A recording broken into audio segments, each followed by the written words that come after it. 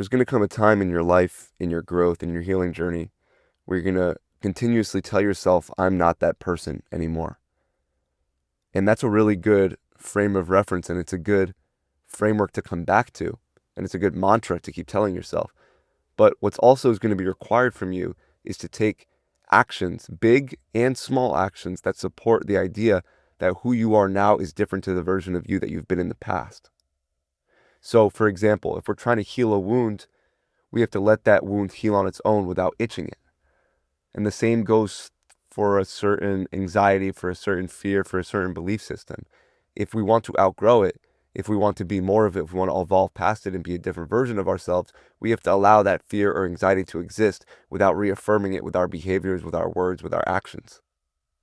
Because this is what happens. As soon as you make the decision, I want to act from a place of a different state of being, I want to act from a place of being a different version of myself, your brain says, okay, just show me proof and I'll believe it. You don't need to convince me. You don't need to make a closing argument. You don't need an introduction. You don't need a conclusion. I don't need any of that. Just prove it to me. Just show me through actions. Show me through your words that you're willing to believe it. Because that's the key. We don't have to become that version of ourselves by tricking ourselves into believing. We just have to have the willingness to believe in it. And that willingness looks like approaching life and encountering the circumstances of life in a different way. So if the old version of you would hide away when things seem kind of uncertain and not really in control, then the new version of you finds opportunity in the difficulties, in the uncomfortable. If it makes you uncomfortable, it's an opportunity for you to put points on the board for this new version of yourself. That's the way you need to look at it. Because if you're always looking at uncomfortable situations and difficulties as things and hurdles you just have to move through because life is just kind of setting it up in that way, you're going to continue existing in that version of yourself, because that version of yourself doesn't necessarily make the most of the events of their life. But this version of yourself sees these opportunities. Because remember, every fear you have, every anxiety you have, they only become conquered when you go about your life in a way where you're not letting them deter you onto a different path. People think that the best way to overcome a fear or anxiety is to simply, act like it's not there. But that statement is true, but not in the way that you think. Act like it's not there. Break that down. You need to act like it's not there. So it's not your attitude. It's not the way you're approaching your own mind, but rather it's the way you're taking actions in your life. Because every single action we take, every single choice we make, it's always reaffirming some sort of identity. And this is the hard part, because yes, it's extremely uncomfortable and it's very difficult to embrace and accept uncertainty and the unknown and facing these difficult things that sort of make you anxious, and it's a lot easier to just not do it and sit home in your comfort zone or whatever it may be.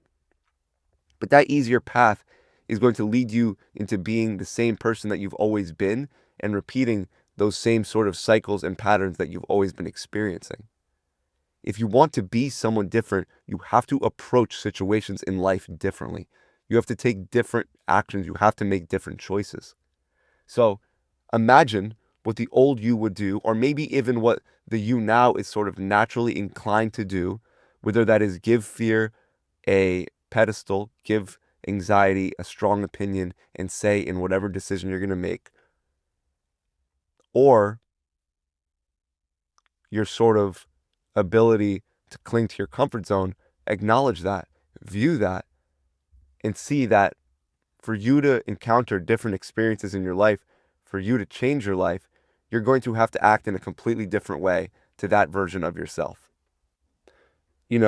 Telling yourself you're not shying away from being in the light, telling yourself that you're not scared or anxious of that thing is much differently than acting in a way that kind of shows one of two things: that, of course, A, that you're not scared, you're not anxious of that thing, or number two, that you're willing to face that anxiety or fear as a result of a willingness to be free of it, if that makes sense. We believe that we have to tackle the whole world and we have to tackle our entire sort of paradigm and system of who we are all at once. But really, we just need the willingness and the bravery to even try. Because once we have the willingness and we're willing to repeat these behaviors and actions over and over that push us through discomfort, that push us through anxiety and fear, this opens the mind up to change. Because even if the doubt exists that we as ourselves can fundamentally change, that going through these experiences and these difficulties and these situations are going to get objectively easier, that doesn't change that it actually will get easier.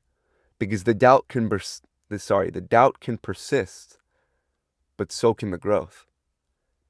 And everyone who has ever grown out of an old conditioning, out of an old identity, and became a version of themselves that they really wanted to, they did so by allowing the doubt to exist, but not deter them from taking actions in place with a system that they know that works. For example, if you have an event coming up that requires you to be in the light, that requires you to face discomfort, that requires you to move through uncomfortable situations, what action are you going to take? Are you going to take road number one, which is call the whole thing off? You're feeling anxious about it, you're feeling worried about it. It's better just to not do it. Or you're going to take road number two, you're going to see it's going to be uncomfortable, it's going to feel shitty, it's not going to feel good, but after, I'm going to feel a lot better about myself because I overcame the fear and anxiety that was associated with this event, with this situation. And what happens is when you take that second path, the one I just mentioned, you reaffirm to your mind the kind of person that you are. This starts to build confidence, charisma, and self-belief because you don't need all these external comforts. You're not only picking and choosing events that make you feel safe and comfortable and in your comfort zone. I know I just repeated comfort 2 times, but that's really what it is. Comfort as a feeling and the comfort zone as an environment go hand in hand, and we can't feed either of those because they'll slowly act like quicksand and bringing us down and down and down and lowering our tolerance for experiencing life as a whole. I mentioned something like this in my upcoming book where I said that, the tolerance that a backpacker who's been traveling all over the world has for anxious and stress-inducing situations is probably going to be much greater than that of someone who never leaves their house.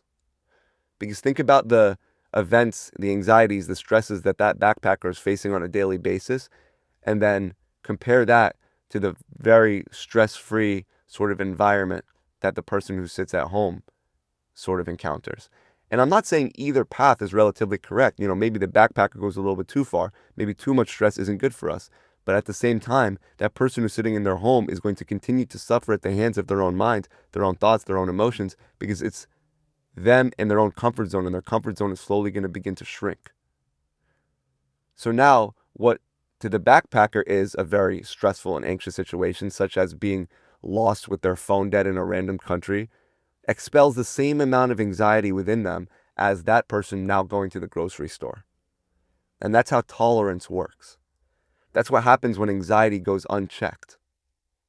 If we don't continually face it, if we don't continue to move through discomfort in a growing and more diversifying way, then we're going to be held captive by that same comfort zone that we're clinging to for safety, because there's no safety at every turn. There's no reassurance.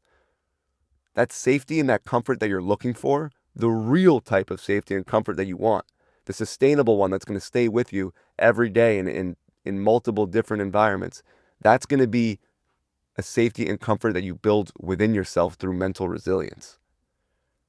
That's what's going to come about. The peace that you're looking for isn't anywhere outside of you. Yes, of course, we can align and we can create environments for ourselves that invite peace, but a life that is void of any type of anxiety or stressors is going to eventually demand us into facing those anxieties and stresses that we've been putting off. And this is a thin line, because someone can say, why would I live a life that includes a lot of stress? But stress is a very general term. Stress in terms of a biological stress is different than stress in terms of something that just makes you anxious.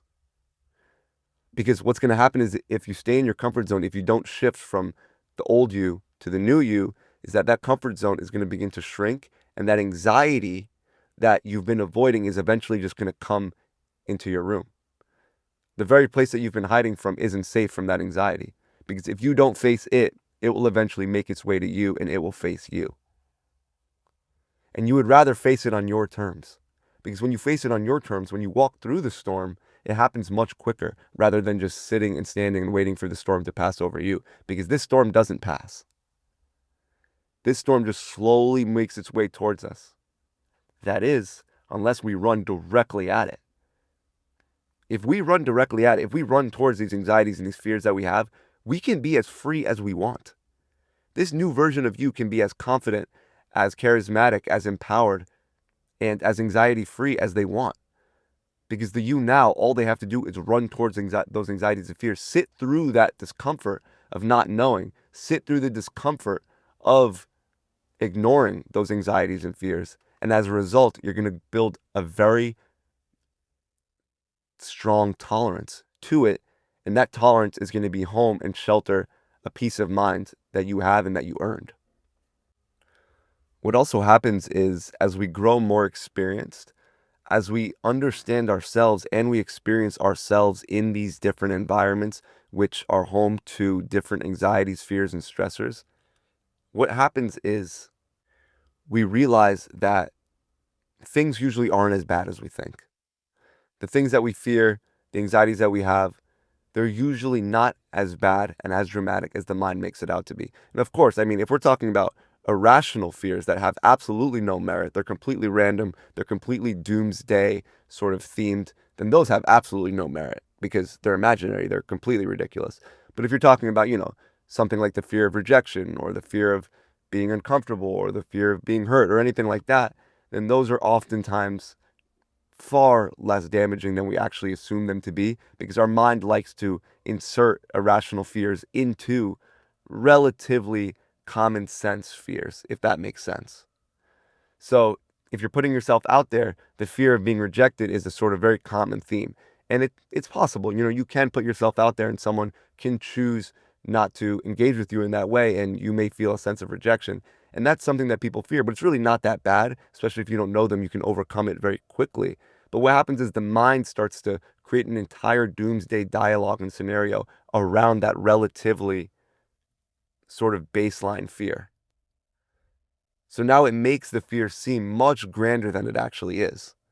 And you slowly become convinced that this sort of routine little bit of fearfulness and anxiety that most people feel when putting themselves out there is going to be on the same level and is sort of should be taken just as seriously as something like the world is ending type of fear, doomsday type of fear.